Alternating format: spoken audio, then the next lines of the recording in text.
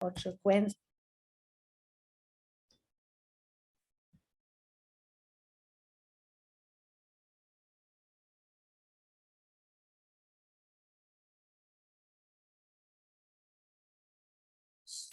Ooh, did I do something wrong? Well, we lost the image, the slides. Better? Okay, I All think. right, sorry about that. We forgot to start it. I'm Yeah. going on mute. Okay, as long as you can hear me now. Yes, continue. Okay, good. At least I have my son here who managed to put me back. Okay, so I was telling you about the Cattleya quadricolor, and Alexander from Humboldt, when he traveled to South America in his second trip, he traveled through the Cauca Valley and he saw this Cattleya, and he didn't know what it was, and he called it Cymbidium candida, and that was one of the first names this orchid had. And even the herbarium specimen in Paris that he collected says Cymbidium candida. And that's why this species is also known as Cattleya candida.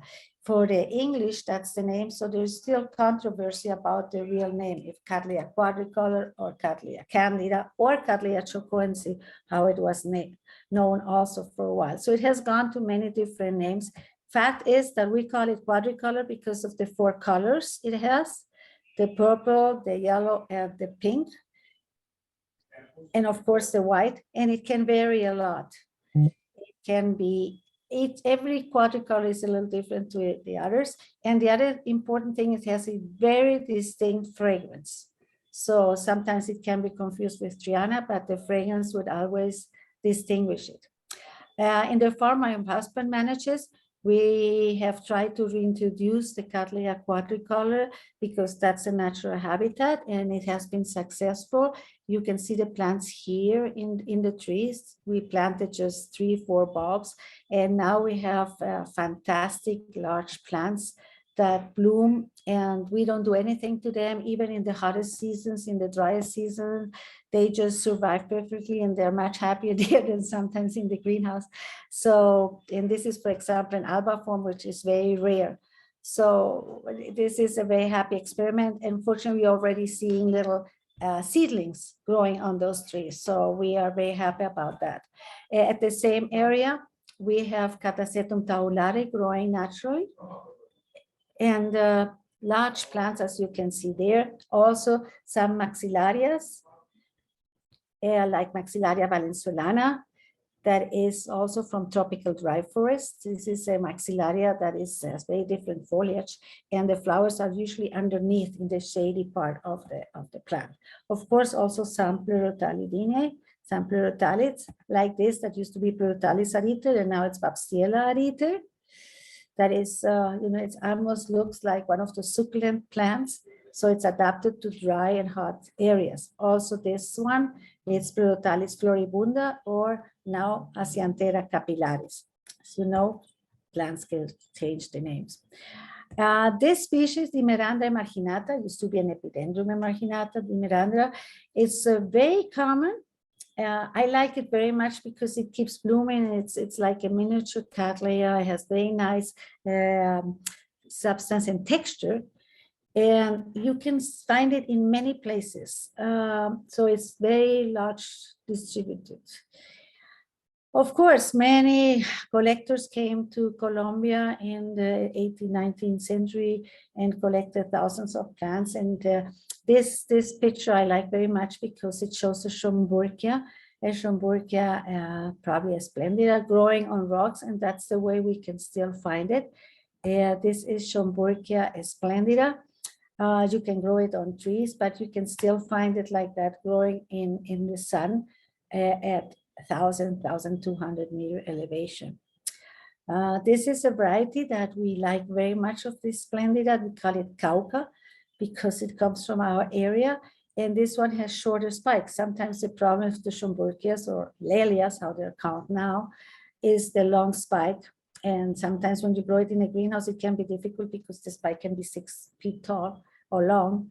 So this one is only 3 feet and it's much more compact and easier to grow. And it has a very nice pink bracts.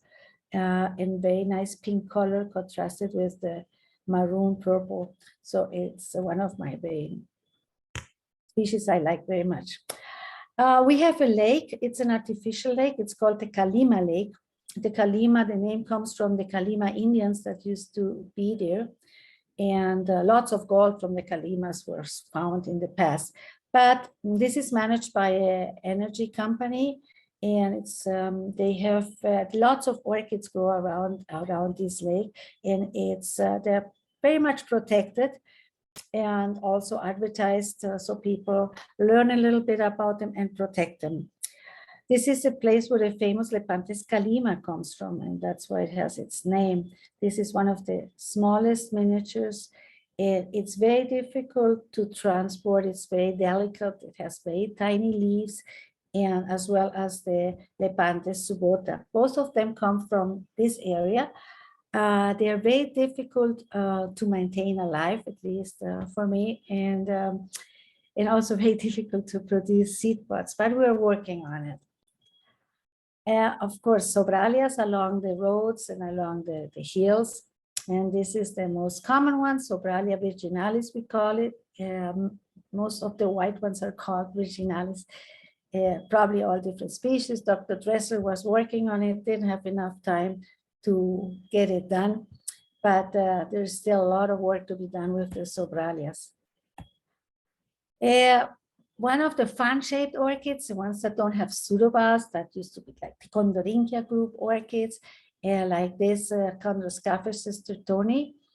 Since this is very humid around there, and it's lots of fog around the lake, they grow very nicely, and there are very many, like 3 species that look alike, but they all have this very nice Frenched lip. In contrast, we have these very large plants of epidendrum. Here, this is an epidendrum called Calotirsus. It can be very tall. The plants can measure 3-4 meters, that's 12 feet or so, and make these huge spikes. So this orchid is not, I mean, you cannot miss it when you see it. It's really large, and it's quite common. One that's very interesting for me was this Lycaste. We went there with Henry Oakley, who's a specialist in this group. And when he saw it, he said, this is a new species, and this is a hybrid, and this is natural hybrid. We're gonna call it Niessen. And we said, what? We thought it was a macrophylla, but he said, no, this is a species from Peru. This is a natural hybrid. He said it came from Lycaste schilleriana by Lycaste occulta, and that would produce Lycaste Niessen. So actually, yes, these 2 species exist in that area, and of course, many of these Niesenis in different shapes and colors, some more like schilleriana, some more like occulta. So we did it. We made a cross of these 2 species in the lab, and the outcome, yes, this is part of the seedlings that bloomed. So he was right. It's a natural hybrid, and so it's called Lycaste X Niessen. There are many natural reserves in Colombia. About 10% of the country area is in natural reserves. This is one that's small. It's close to where we have our nursery. In the Valle, it's managed by the university. And it's amazing because it has a very nice primary forest with nice, huge old trees. We also have a good group of monkeys. And there we can find from miniatures like this Peclinia picta, also large groups of Locartias. Like this one, I like Locartias very much. The foliage is nice, and they keep blooming on the end of every growth for a long time. So just to go a little different area, leaving the Cauca Valley, we go over to the Pacific coast here. This is one of the areas with the highest biodiversity in the world, and also of the rainiest areas in the world. We have very few roads. Most of the transportation goes by river. We have the main port from Colombia is Buenaventura, which is on this coast. But you can do lots of different sports there. You can do kayaking. And when you on these rivers, this was one of the views we had. If you look close, you can see the slippers here. The whole reef was covered with Ramipedium longifolium. And this is one of the most common species along the Pacific coast. Sometimes it even grows so close to the water that it can get splashed by the salt water, by the ocean. So it's very common, and it's just amazing how it grows. Of course, various vanilla species, vanilla, the genus, you can find it in Africa and in America. This is probably Vanilla planifolia. And fortunately, now the research center I used to work with is working with the vanilla to produce variety that is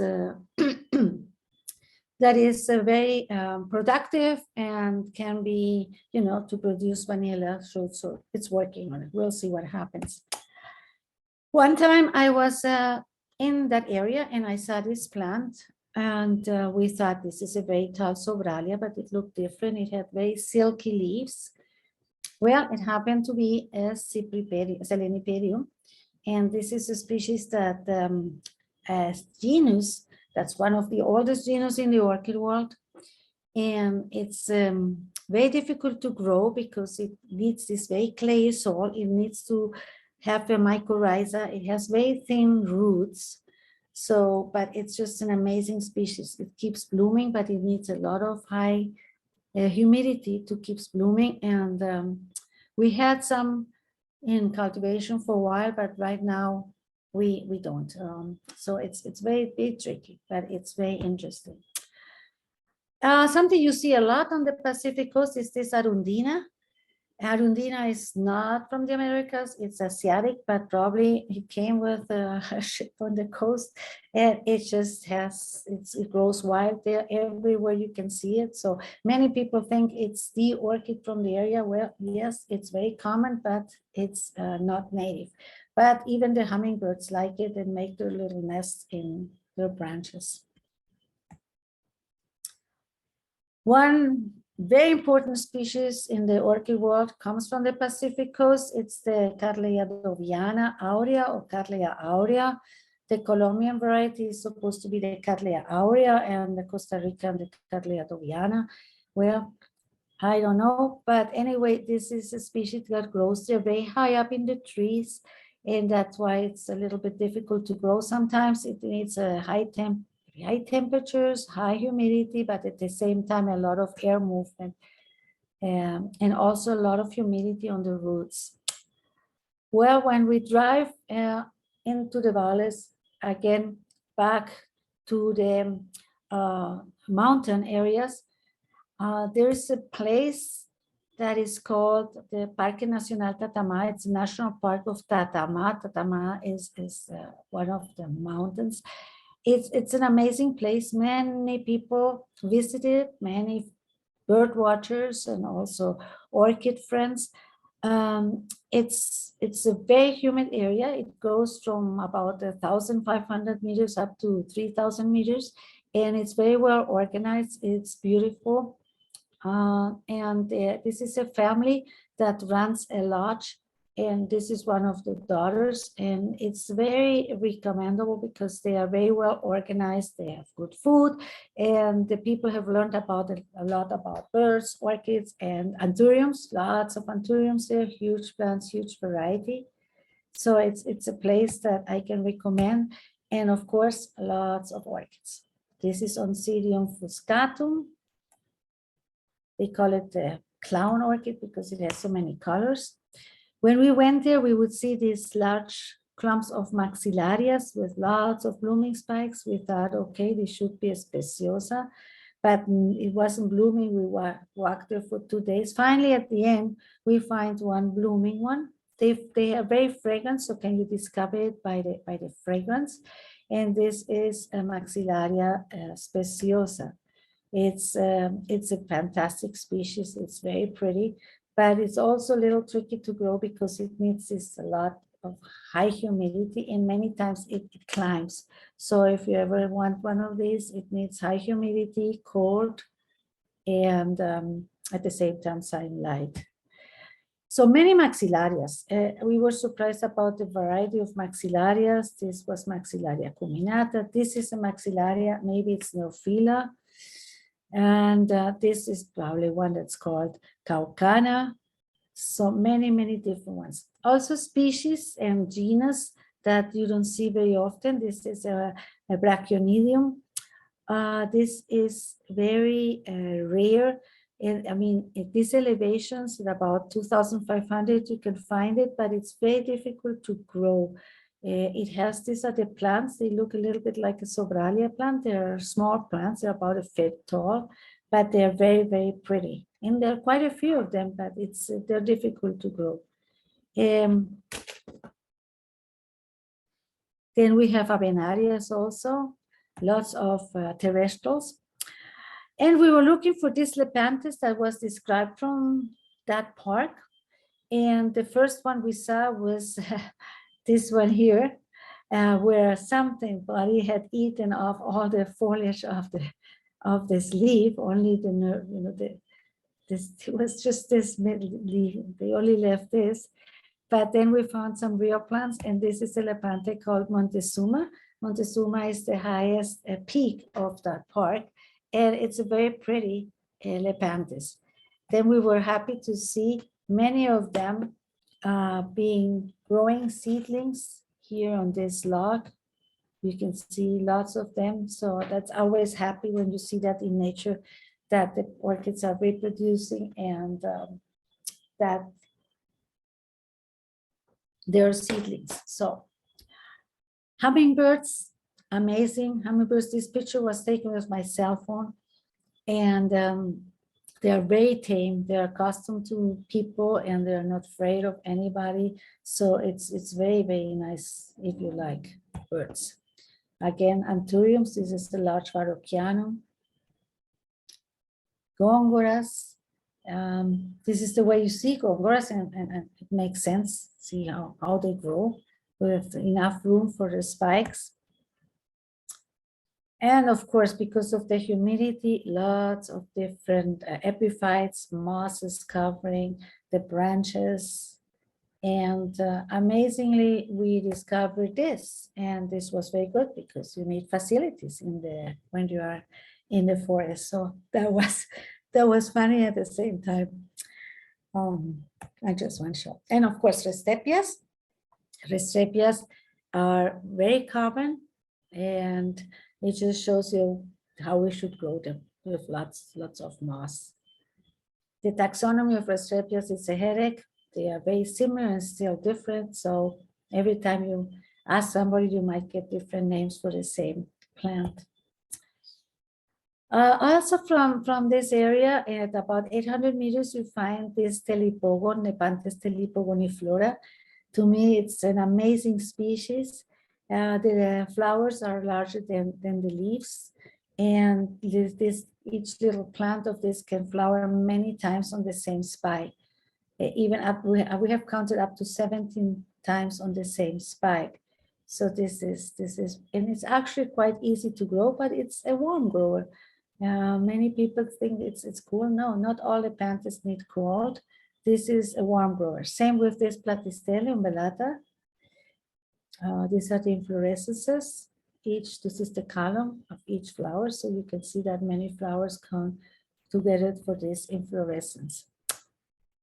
A very similar species is Platystelia pleatricis.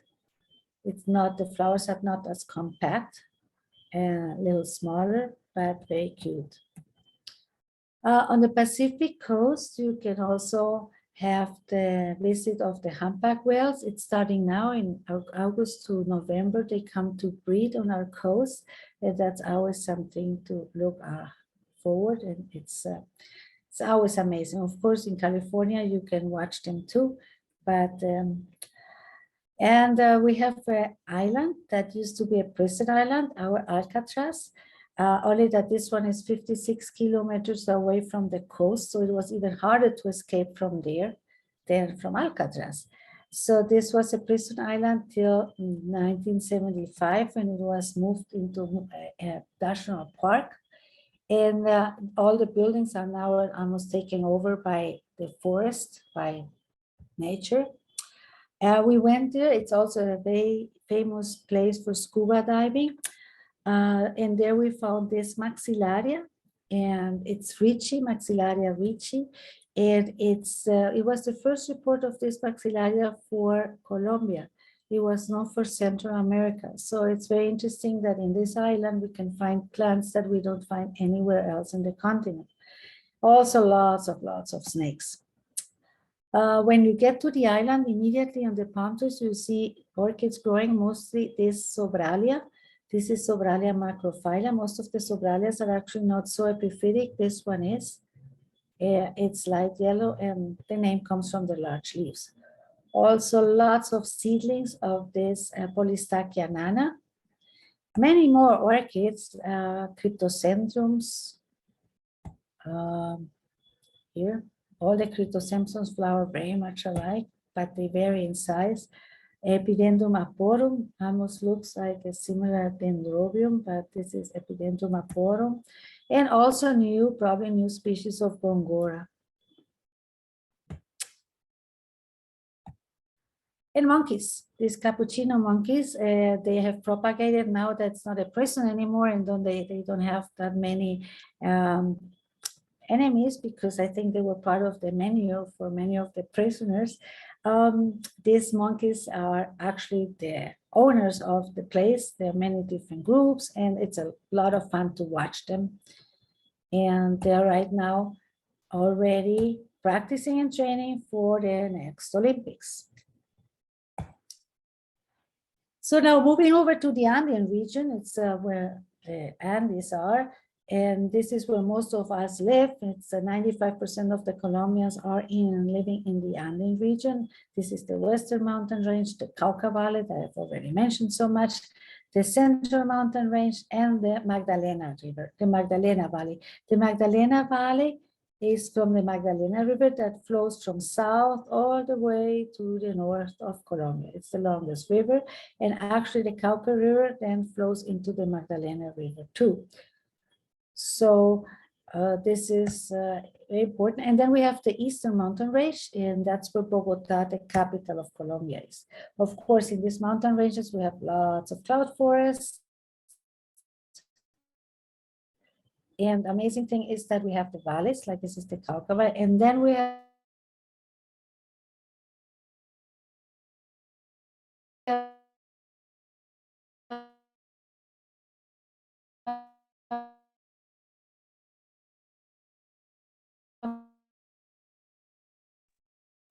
Can everyone turn off their videos so that we have more bandwidth? Thank you. 15, 16 kilometers away.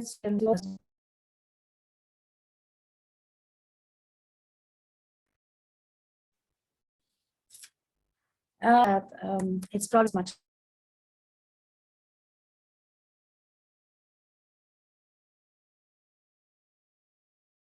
Can everyone please mute and turn off their videos? Thank you. So we can maximize bandwidth. I think you should too.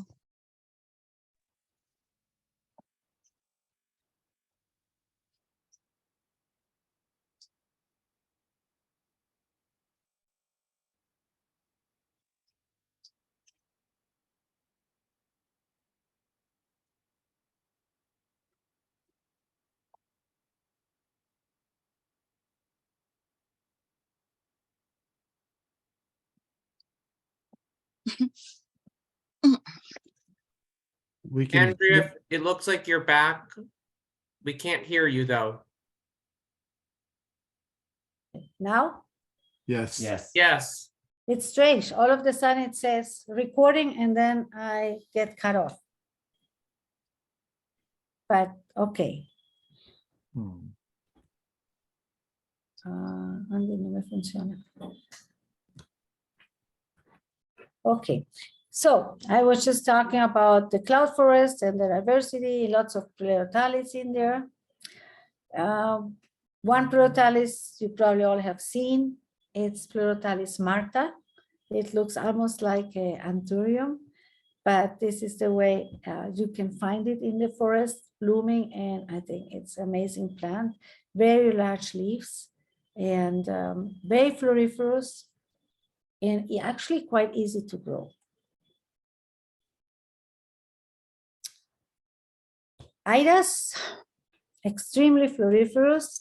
I like the name Ida. Of course, it should be Sudamericasta. I think it's the accepted name, but this is fragrance. And the name is just perfect because they are very fragrant, especially after 6 o'clock when it gets dark. Like many of the white flowers, they are fragrant. And they are normally pollinated by night moths.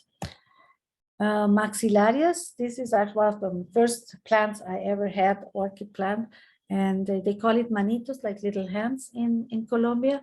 This is Maxillaria lutea grandiflora, and some people call it Trilores, it's the old name.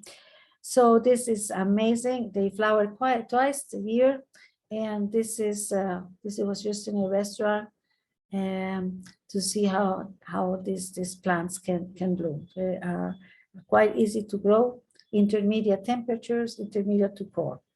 From our area, there's also this Bolea celestis. It's one of the bluest orchid blue there is. Right now they're blooming, and they are just very, very beautiful, I think. But they need intermediate to cool temperatures. Epidendrum porpus on the other side can be grown anywhere. And if you have it with good light, the flowers turn red. If it's rather shady, they're greenish. In some places where they have some of the trees have got lost, or they are not there, or the forest has been cut off or affected, the Draculas have looked for another place to grow, and along the roads you can find them. These are Draculas right here, Dracula leaves among the Elianthus and Sobrevia leaves. So that's how orchids try, and they look for places to grow, and they adapt to the circumstances. And this is Dracula chimera. It's very common in, especially where we have a cool growing nursery. And we were with Mario Ferrucci. He's not with us anymore, but he was so surprised about how large these flowers can be.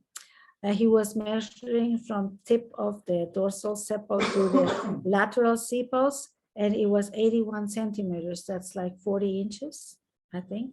So it's a tremendous size. Lepanthes calodictum, this is how you can find it in nature. Normally growing on broad and big trunks in the shade. Not high altitudes, only like 1,500 meters. So don't grow it too cold. They are more intermediate growers. They can even take it warm as long as you can give it good humidity and air movement. You can grow it mounted, or you can grow it in a small pot. One of the orchids you grow more for the leaves than for the flowers, although the flowers are very interesting. Look at the morphology of how strange it is, and they get pollinated by fruit flies. Fortunately, in our place, they do it, the fruit flies are there, they do the job. We don't have to worry about pollinating, and we have been able to propagate it in our lab. The Center mountain range, it's the highest in elevation of the 3 mountain ranges, with the highest peaks, with many volcanoes and snow peaks. We only have snow over 4,000 meters elevation, 12,000 feet.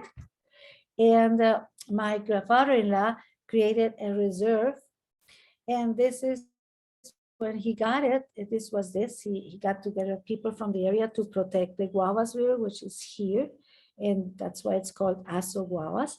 And this is when he started working on it 27 years ago. This is how it looked. Grasslands, lots of forests was taken down. And this is how it looks today. In the tropics, if you let nature take over, it's amazing how fast it can be. And we were very surprised to find many ontoglossums already growing there in the trees where nothing was there before. So in 27 years, lots has changed, and orchids have come back. Cyrtocylum mendax, many Masdevallias here. And epidendrums, megalospatum right here. A huge plant of Maxillaria procurrens. This is all the plant. It's huge, growing right in full sun. So that was very nice for us to see. There's a valley in the Central Mountain Range called the Cocora Valley, and it's a place where you can visit easily. It's well organized, and that's where you can see many of the national trees from Colombia, which is the wax palm. This palm only grows over 2,000 meters elevation, and you can go by horse, or this is Patricia Harding here crossing the bridge. And here we can see huge clumps of xylobiums. Xylobium is a species in the genus. You don't see that often. It's not very, the flowers are nice, but not too exciting. So people do not, but when you see a xylobium, probably you will see also Pseudomyrlicastes or Idas. And that's what happens here. At this point with Henry Oakley, we were looking for a flower to identify these big plants you can find there.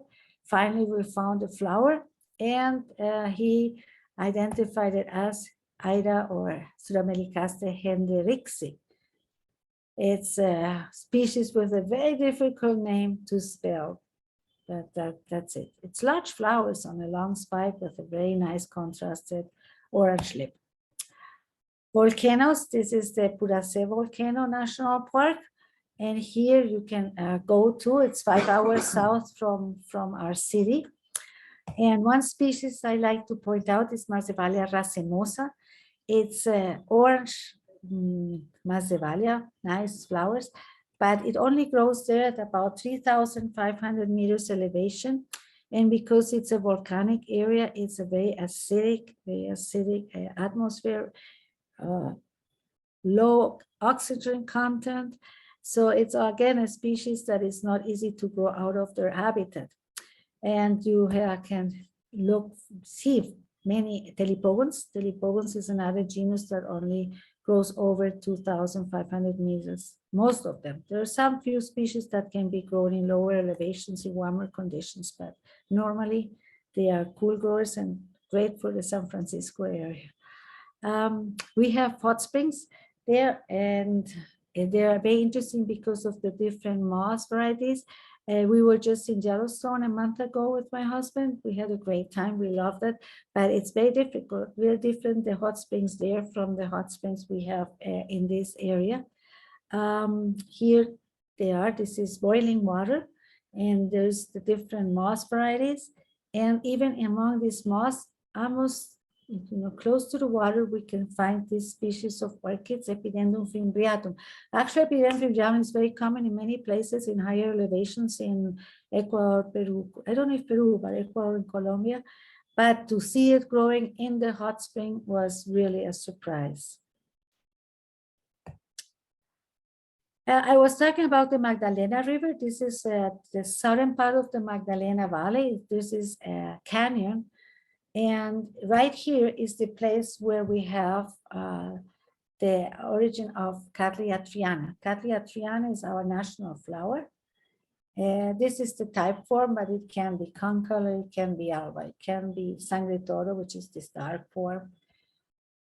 And we are very proud of it. It can be still found in nature in certain places, especially in that area, especially close to the towns. And even in the squares of the towns, some have been there for ages or they were reintroduced. But anyway, that's the natural habitat. And the nice thing is they propagate there, they get pollinated, you can see seedlings growing. And so the variety you see in those trees is amazing. This was a great cerulean. And the nice thing is that these towns take very good care of it, and they protect the plants. So that's very nice. Right in that area, there's also an archaeological site. It's the San Agustin Park with the monoliths and lots of statues. And from pre-Columbian times. When we go northern in the Magdalena Valley, we get to Antioquia, the state where Medellin is the capital. Medellin was the site of a World Orchid Conference in '72 and very famous for its orchids. And this goes all the way to the Atlantic coast.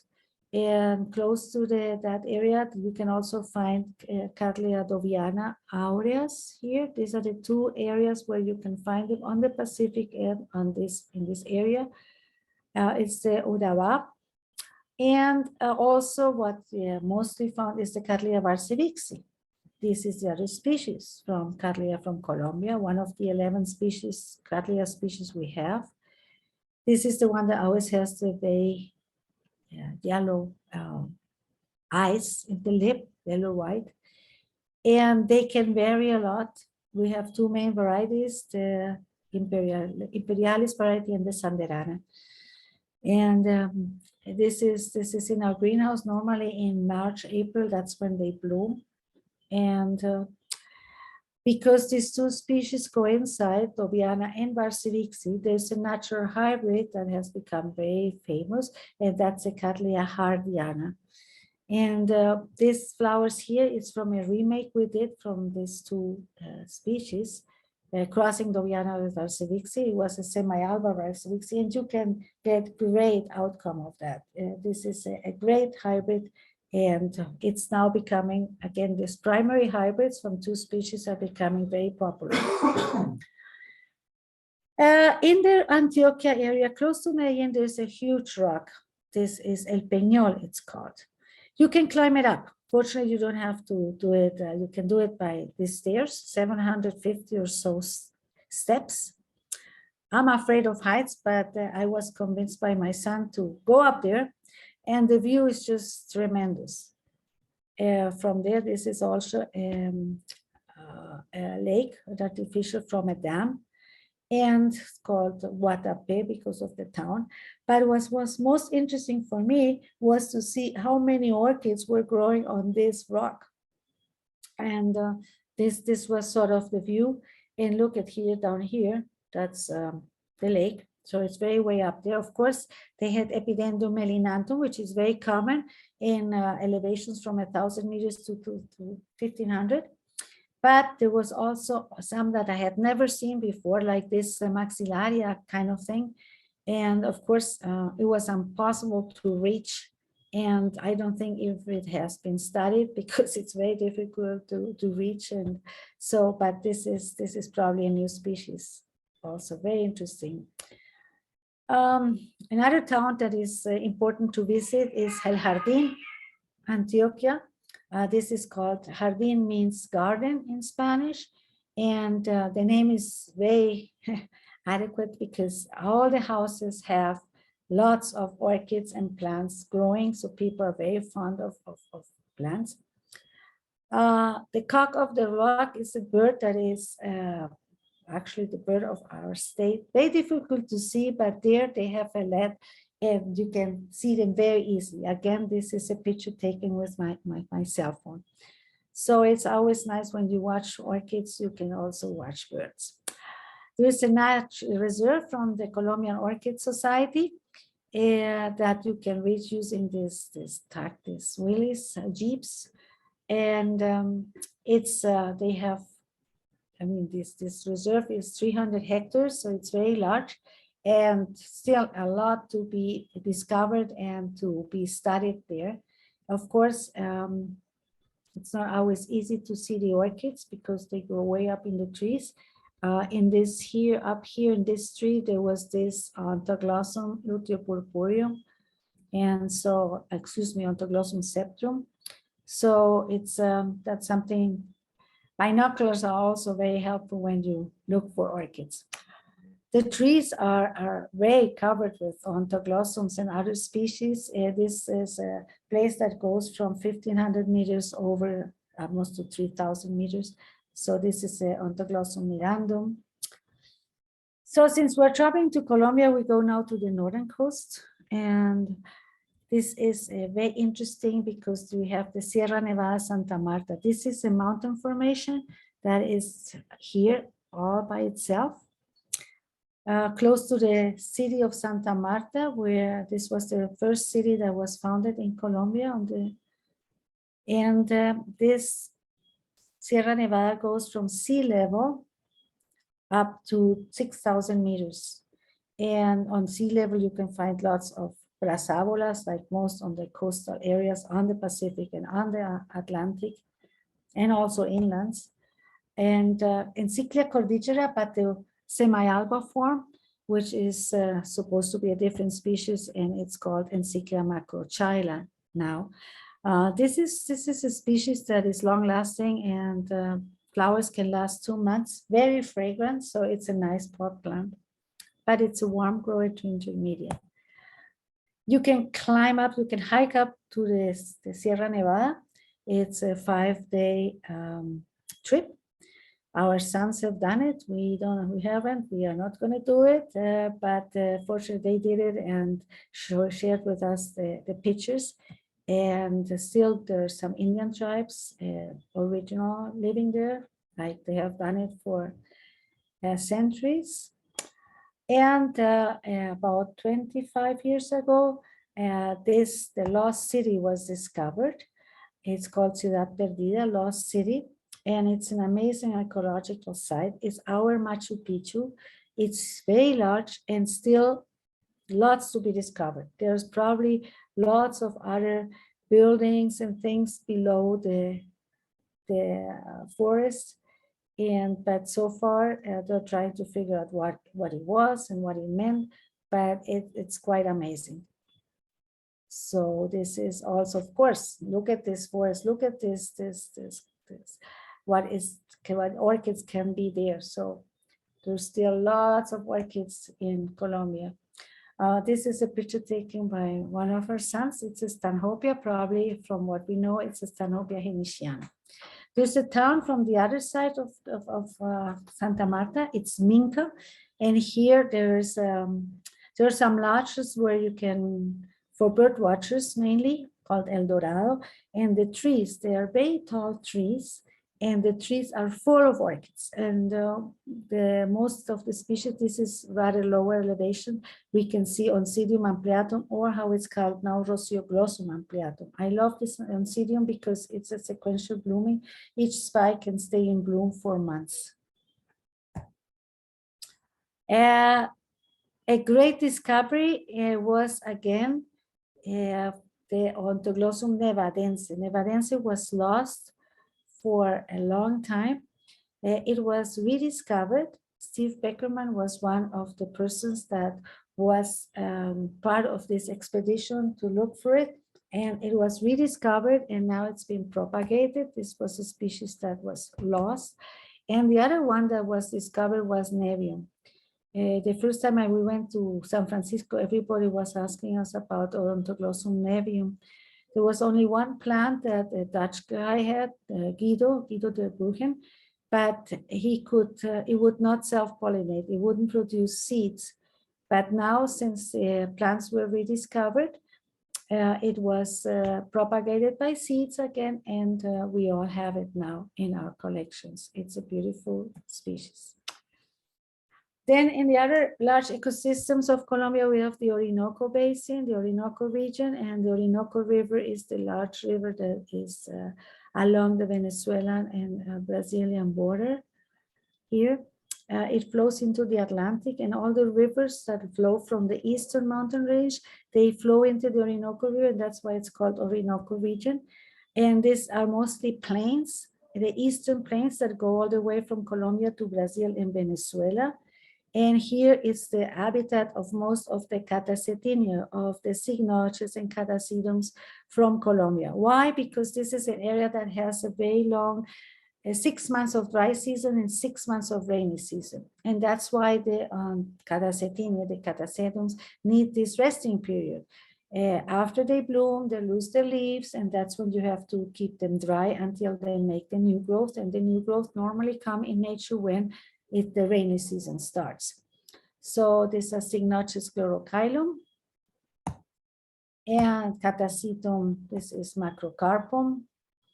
there's pileatum and many others. Also some maxillarias. We used to have this plant wouldn't bloom. Finally, we put it in the sun and wow, it liked it and started blooming. Maxillaria camaridi. For a while, it was a genus by itself, Camaridium ocroleucum. And of course, Cattleya violation. This is the habitat of Cattleya violation. It goes all the way from Colombia to Venezuela to Brazil. And this is a plant that it's grown better when it's mounted. Likes it warm, doesn't like it cold, but it can take a dry period. And most of the Colombia, it's very here, most of them are purple, the type form. And in Colombia, the strange colors like semi-alba are very rare. Of course, also some Coryanthes. This is Coryanthes sengasiana. Corianders are always an amazing genus. The pollination is just very interesting and unique. We were able to film it, to take some of these plants to the natural habitat and have the bees pollinate it, and you can watch it in a movie that from Nat Geo that's called Wild Colombia, the whole pollination process, which is very, very interesting. So the last region I want to show you is the Amazon basin. It's one of the largest regions from Colombia, from all the rivers that eventually flow into the Amazon River. The Amazon River only touches Colombia here way in the south. We have the Port Leticia. And there's an area right here. Yeah, there's a Macarena. That's Macarena. It's a mountain formation about here. And it's a natural park. And you can fly there. And you don't have to wait much for your suitcases. They are delivered immediately in a very secure way. And this is an amazing place to see all sorts of birds that are very tame. It's all these pictures were taken with my cell phone. And of course, huge rivers. And then you have this is the Guyana Plateau, where it's just a rocky soil. It's just rocky. And the Velocias are very common there, Velocia tubiflora. And there are these rivers. And from April to July, or maybe to August, there is the rainy season there, and that's when the rivers have lots of water. And then it's when they turn all sorts of colors. And it comes from this aquatic plant that's called Macarena clavigera. And it makes these shades of pink and yellow. And it's something, it's so beautiful that it's hard to describe from pictures. It's just a place you have to visit. It's called Caño Cristal. And it's really a very unique place. Of course, orchids are there too. This is an epidendrum, Tumucumacense, very common, different epidendrums. And the sobralias, they just grow on this rock in this very hot area, just in plain light, in a plain sun. This is Sobralia decora. And then we were seeing lots of carasidums going mostly on the palm trees, and we were hoping to see flowers. Finally, we saw some buds, finally, and then some female flowers, and then finally a male flower, to find out that it was Carasidum discolor. We have never been able to grow it with this very nice fat bulbs like you see it there. And just to mention another area that is actually in the eastern mountain range, but it's just different to everything, and something that you probably wouldn't expect in the Andes is very dry area, especially in Colombia, where we have mostly, it's a very green country, Colombia, but this altitude it's a high altitude dry forest, and this is close to Bogota. It's called the Samarca Valley. The state is called Boyacá, and it's just a beautiful place to visit also if you come to the Bogota area. And here, amazingly enough, we could find the floor covered with the Stenorhynchus speciosum. We always thought this was a humid growing species. Well, it's not. It likes It's a very, likes very soft soil, but it likes the light. It likes rather cool temperatures. So in this area, it is high altitude, 2,500 meters with lots of sunlight. And then according to the altitude, you find different reed stem epidendrums. This is a pink epidendrum. And look at the size of the blooming stem. And you can always tell, looking out the window, the color of the epidendrum you see, you know the altitude. Clumps of stelis, Pleurotalidinea, that's still unknown species to be named. But this is the Certocylum or Ontoglossum lindeni. These are huge plants with huge spikes with these yellow flowers. Again, not easy to grow because of this is a very sandy soil, high altitude, lots of light and cold. But the plants are very large and huge spikes, blooming spikes. A very similar area, but in a different states, close to the Venezuelan border. This is the Chicamocha Canyon, and here we can find growing on these slopes, on the rocks, the epidendrum, this epidendrum, cordillera, the pink form. And again, in this area, it's very interesting because this is where the Cattleya mendelii comes from. And this is actually the Cattleya that grows in high altitudes. It's 2,000 meters, that's where it grows native. You can grow it warmer too, no problem, but this is where it's native. It grows in full sun, and you can always distinguish it because the lip covers, where the lip covers the column, it's white. And right now, it's starting the blooming season. And if you go to the towns in that area, mostly in the town squares, you can find something views like this. The Mendelis in full bloom. So this was sort of the trip I was taking you to Colombia, showing you a little bit of the Colombian orchids. And transportation is not a problem. There is always room for one more.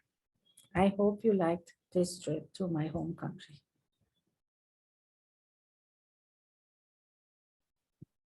Wonderful. Thank you. Thank you. Thank you. Thank you. Thank you. If Wonderful. if anyone has a few question or two for Andrea, feel free to unmute yourself and ask it. Andrea, Yes. I tried growing quadricolor for a while and the thing never seemed to fully open. It always just drooped. Did I do something wrong, or is that the way it grows? Yeah, it is bell-shaped. It is a little bell-shaped. That's why Humboldt called it candida, like timid. And it is, but maybe it was lacking light. As you could see, it likes it hot and rather dry and with good light. So maybe because they are always little bell-shaped, but they do open to a certain extent. So also it depends on what variety, if you have, you know, there are different, there are beauty queens and not so beauty queens. And in the quadricolors, the best are the ones that open more.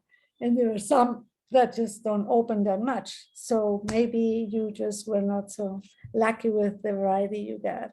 Okay, thank you. But it was probably long lasting. They're last a little longer than most of them. And the other thing is they like to have good room for the roots. They like to be in baskets or or mounted. They don't like to be in a small pot. They like to have room.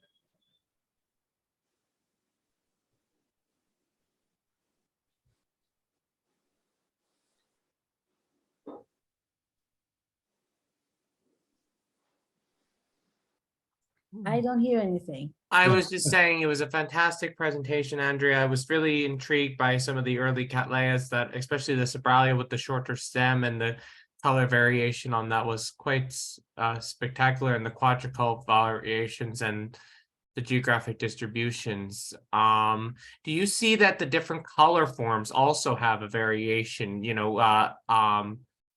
they always say the purpuratas have different bands in Brazil. Have you seen that the Mendelias, the Trianis, have the ceruleans, the albas are in different geographic areas? Actually, in the Trianas, only one has a very distinct geographical area, and that's the Sangre Toro, the really dark red one. Mhm. That was even believed to be a different species until they did DNA work, and that they said, no, it is still a Triani.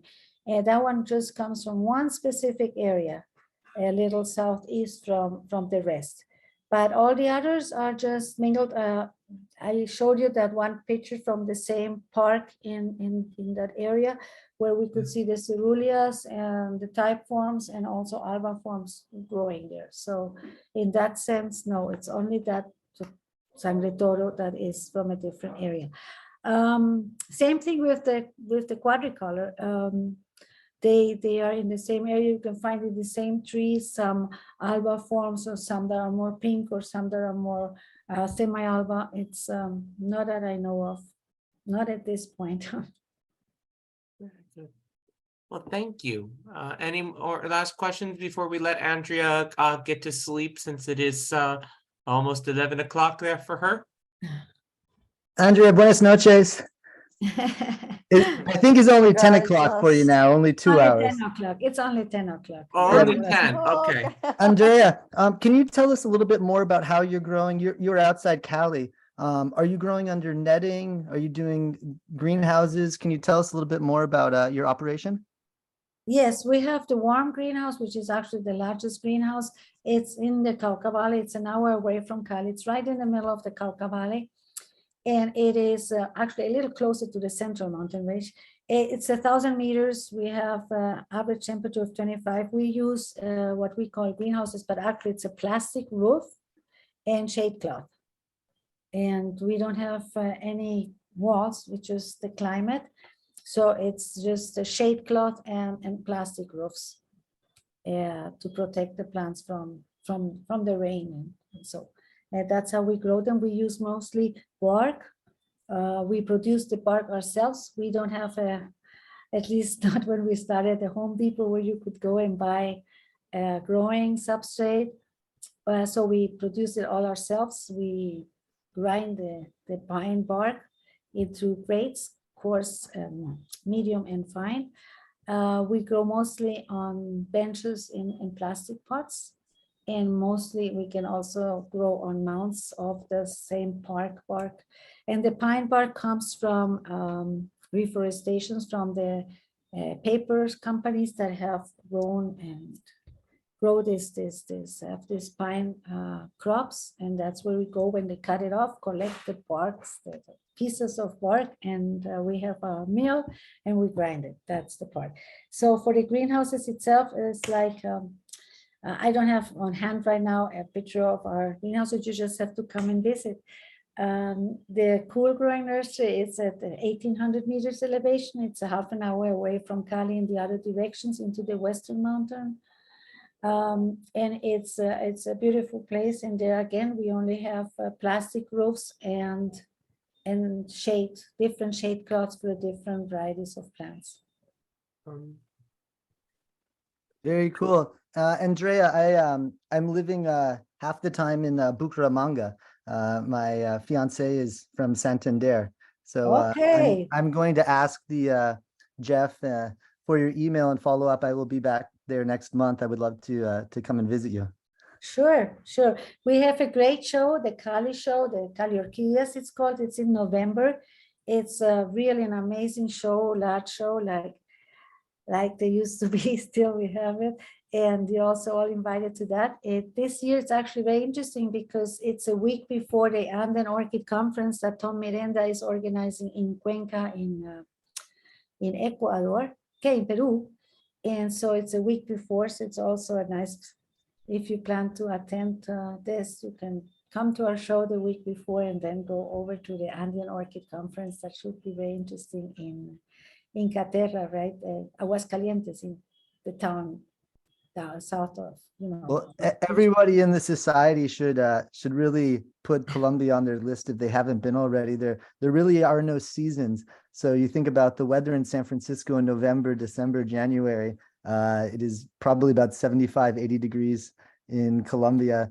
And in Bucaramanga, there are a number of shows that are incredible. But yeah, especially when the Cattleya mendelis are blooming. I used to go there, and they always organize it like when the Cattleya mendelis are going to bloom in April, March, April, May.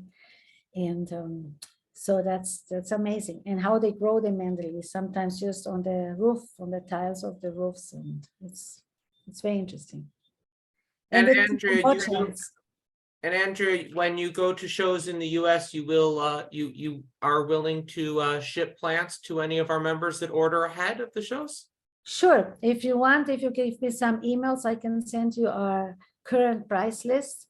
Our next trip to the US is mid-October for the new show they're going to do in the Fruit and Spice Park in Redlands in Homestead. It's called Rare Plant and Orchids Show. It's mid-October, and that's when we're going to go, and we can ship plants from Miami to wherever. You can get together, or just minimum order is $200. Okay, thank you very much, Andrea. You're very welcome. It's a pleasure. Thank you Yep. for having me, and come and visit us.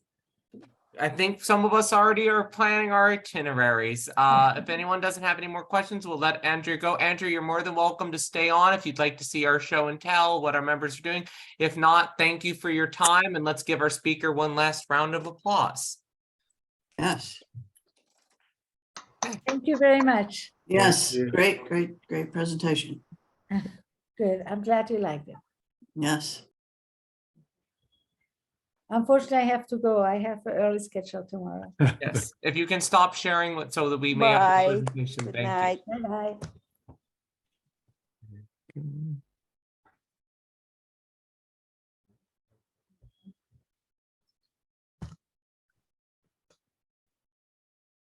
Are we still recording? Yes. Yes. So first of our announcements, we'd like to welcome some of our new members. We had 4 new members this month, Catherine, Alan, Alfredo, and Jenica. If any of you are here, thank you for coming to the society, and we look forward to seeing you hopefully in person in our next meeting in August. Again, judging was not today because of the holiday, but the next one is at Fioli for the PAC Central on July 15th, and Serena, Nevada is still tomorrow. Please contact Sylvia and Lynn respectfully. Again, another plug to join Orchid Digest. Members do get a benefit for 1 free issue if we use our link, so please consider joining Orchid Digest. And then our show and SF events and announcements. Of course, our next combo board meeting and show will be hosted next Monday. Again, we are only a few weeks away from Orchids in the Park. The next show committee will also meet on, sorry, that should be the 9th. My apologies for not updating that. There will also be a member plant display. We are going to have a part of the show back in the auditorium. So if you have blooming plants, please contact us if you would like to have your plants in the show. There will be no ribbon judging, but here we have the respected show chairs for each of the subcommittees. So please contact them appropriately. There is also a member pre-sale, which is here in the slides, and it's also in the newsletter. And buy your tickets for you and your friends.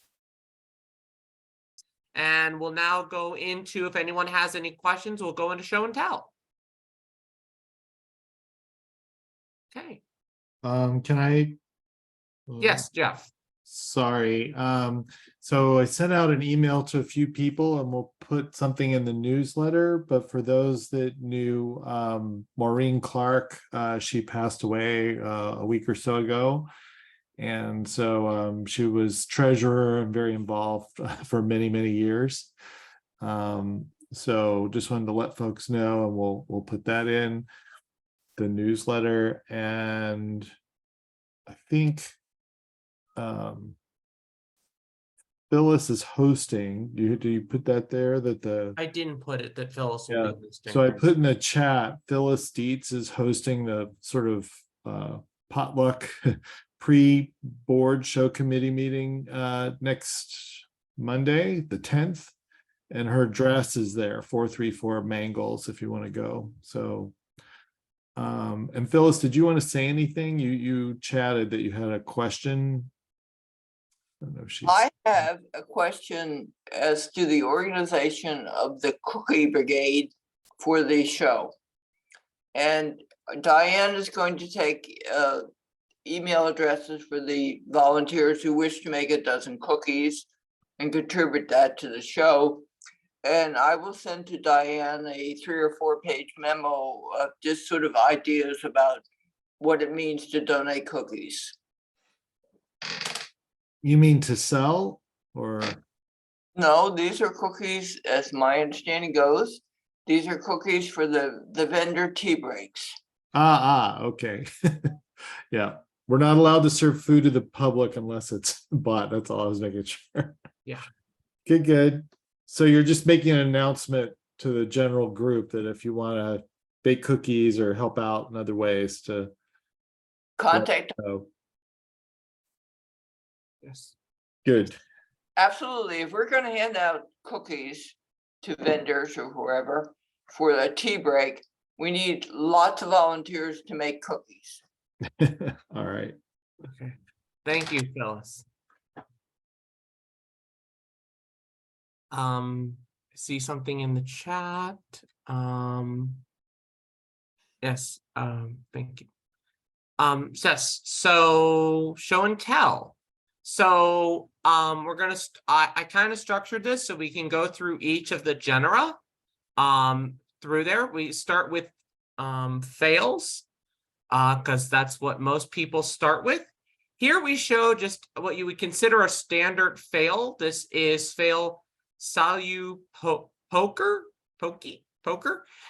This is what you would this is what we would consider half of a novelty type and half of a big leaf. So it has your new ambulatum, but you also have some of your novelties like Gigantea and Ludamaniana. And so this gives a hybrid that is very much that standard grocery store fail, and also those big leaves that we had a speaker on a few months ago in a beautiful color, white with these beautiful purple spots. And then we go into the Cattleyas. I think the first one to hit is the species. This is Brassavola digbyana. I'm sorry, and this is from Patty Barch.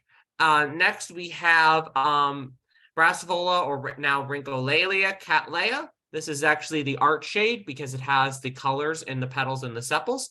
Digbyana is behind every one of the standard, so the large cattleyas. Anything with a big plant that's full segments that has a BLC in it or an RLC has Digbyana in the background, and this is from Dave Hermeyer. Another fundamental species that we should all be aware of is Laelia purpurata. These are now in bloom. This is the sanguinea form. So this has sanguinea is the form of different color form variations. This is Jim Hoyce. This is from Jan Anderson. We then go into, if you then start to take some of these fundamental Cattleya species, we get Warnocris,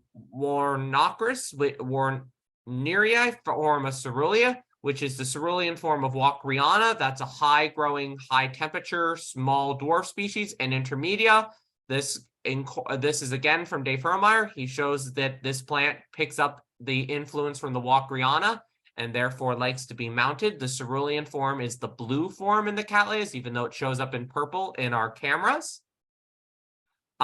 Next is, if we take Purpurata and put it on Tomasiae, we get LC Camhaniana, Azure Sky, the cerulean form. This is my plant, and this is a fundamental plant for many of the Cattleyas that you will see. And then as we go into more of the complex Cattleyas, we get Versiciara, Key Lime Stars, Bayou Moon, AM AOS. This was just awarded an AM last month at Valle. This was my first AOS award, and it's Lime Sherbet by Nodosa, which is Forbesii and Maryi, some of the species that we talked about tonight. Going even more complex, we have LC Trick or Treat by Circle of Life being Frank Fordyce's cross, and Trick or Treat being a Ratiaka famous cross from Stewart's. This is Fred Clark breeding, again from Patty. Again, it's also related to the Cattleyas is Citrina. In Cyclia citrina, or now Prostechia citrina, we have two different cultivars from two different of our members. We have Judy Carney's and Kay's. Here, citrina is a very heavily yellow saturated Cattleya. It likes to grow upside down, and it needs extremely high sensitivity to its water. It likes really high purity water, and that it's its main contingency. It's also heavily related to Maryi. Here we have Prostechia primus. Sorry, pronunciation on there. From K-Crum. This is one of the Prostechias that most of these are non-resupinate, which means that the lip is upside down. This is one of the ones that is lips down instead of lip up. And it's heavily spotted. These all come from Peru and Ecuador and Colombia, in the region we just had our speaker tonight. Next we have Encyclia Borcara, which is a litum by Brasia Sensis by Jeff Harris. This is an F1. Often they call these the chocolate orchids due to its fragrance and its beautiful chocolate color. And next we have Epidendrum Pretty Lady. I was not able to find the parentage of this, either an RHS or Orchid List, but these epidendrums have been bred a lot by Cal Orchids. They're heavily fragrant, they're sequential bloomer, and they make this nice hemisphere of flowers, fragrant, and they call these the reed stem Cattleyas. Next, moving into the Odontoglossums, we have my Odontiota Tuam Remembrance AM AOS. This is a traditional Odontiota, the red line breeding. Next, we have Odontoglossum Poly Leopard. This was just registered less than a few days ago by myself. This is our new breeding in collaboration. This is a plant I got off Hamilton for breeding purposes. And this is two of the Odontoglossums native to Colombia that we talked about tonight, Polysteraris and Leo purpuratum. Next, we have K-Crum's Dendrobium chrysanthemum, beautiful yellow. This is one of the reed stem, hard stem dendrobiums. So dendrobiums are often classified into soft stem and reed stem. So this is a reed stem, which means it does need that winter rest, and it is a warm grower.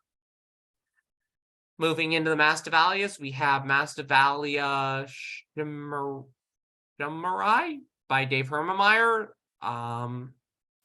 Had notes on this, but it's not appearing on my screen, so my apologies. But this is the interesting one about this one is that it has multiple flowers per inflorescence. Normally think we have Masdevallia as a single flower. This is one of the Masdevallias that is known to have many flourishes and can be passed on to its hybrid. So beautiful plant from Dave. Next, we have Masdevallia Victoriana Walter from Jeff Harris. Beautiful lavender, peachy kind of peachy fuchsia kind of color. Beautiful plant. Again, native to Central America and Upper South America. Next, we have Bulbophyllum. Now, Bulbophyllums are one of the most, the genera with the most species of any Cattleyas, of any orchids, over 2,100 different species.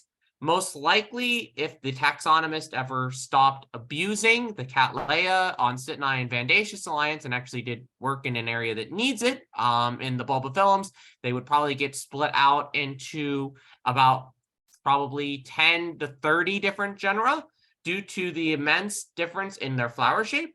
Here we have bulbophyllum. Anyone knows how to pronounce that? I'm sorry, I have trouble pronouncing that. From Larry Roberts.